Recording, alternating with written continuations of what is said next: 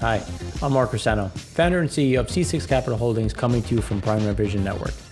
Today we're going to go through the Primary Vision Frac Spread Count. We have a lot of shows coming out between today and tomorrow, so there's not too much color coming into this one because anything that we would have said in this one is now in the EIA show or the Econ show, so we'll keep this one nice, short, and sweet, and expect next week it'll also come out on Wednesday, just be based on the timing of the New Year's Eve. So here you can see, we came in at 136 for the Primary Vision Frac Spread Count. And again, if you want to understand the supply and horsepower in each one of these basins, broken down as to who's what pumpers are where, what horsepower do they have active sitting on the sidelines, please reach out about our end of year report.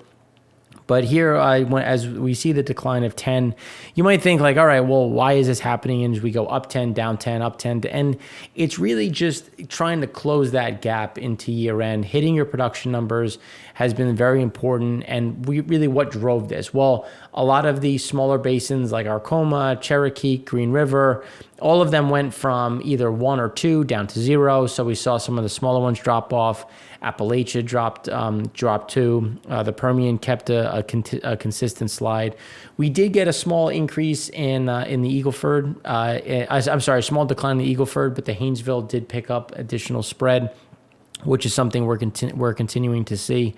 But as we go into not year end, and then as we set up for January and into Q1, this is a holiday norm. Like we normally see drops that happen now, I should say starting last week and then accelerate into year end as guys just go home for the last 2 weeks of December and then come back better than ever, and hopefully with renewed balance sheets in the first quarter.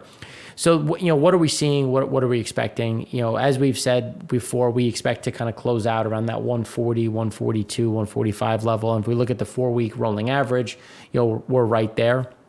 And there's not too much to say that, as we kind of come off, there's really not too much to see in terms of the drop. Like Denver started to normalize back to kind of what we were expecting. And we're starting to see some of this normalization come in as we flatten out and head into not only into year end, but then set up for next year. So this just helps to kind of put things into perspective when we look at 2019 versus 2020. So when you look at 2019, and this can be said in our report, we showed the different backdrops basin by basin on a seasonality chart. But when we look at this, you can see that typically during Thanksgiving, we have a small little drop off, and then we don't really see the same type of recovery. And then we see that accelerated move down into the end of December. But what then typically in the next year, like when we look at, so now obviously 2019 closed at let's make this easy and say it's 300.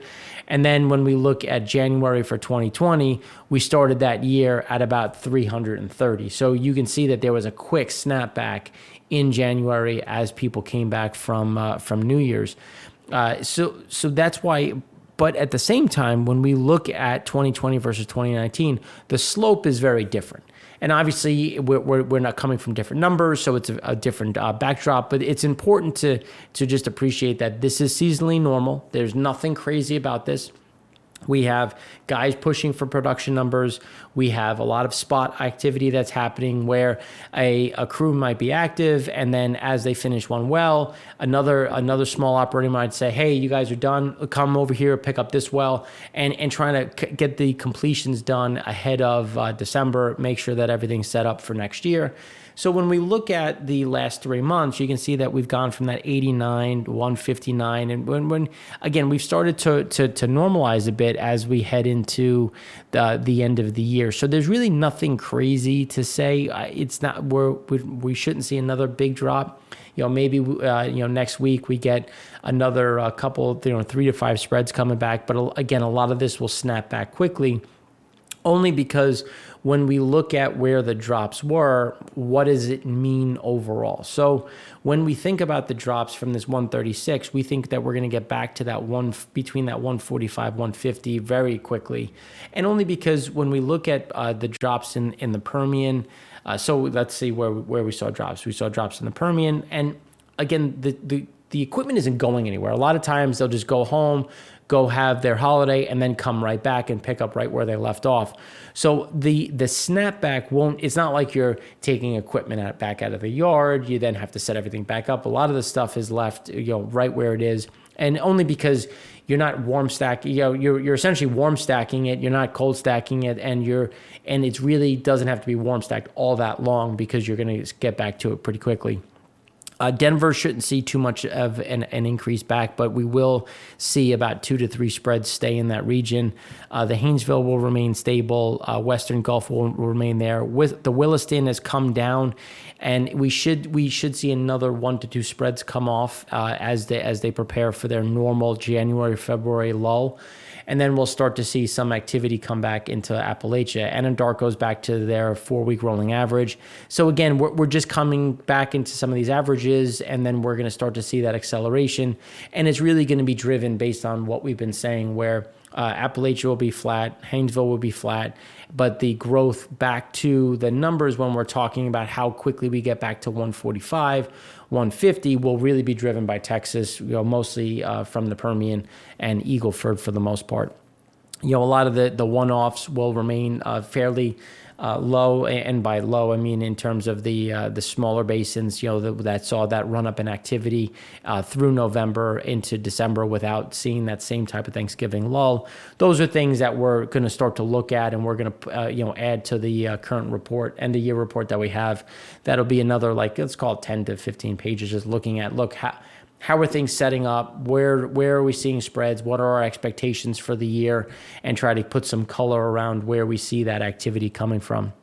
So please stay tuned for some more color in the EIA show. The Econ show is going to be a bit broader in terms of some of the data dumps that we've experienced so far today. And then we have our conversations with Adam Anderson, the CEO of Innovex. So stay tuned. We have a lot to provide you with color ahead of the Christmas vacation. Hopefully everyone is going to have a happy holidays, spend time with their family. So thanks again for watching. Just as a reminder, please like, share, subscribe. We appreciate the support. And just have a great holiday. So thanks again. I'm Mark Rossano, founder and CEO of C6 Capital Holdings, coming to you from Primary Vision Network.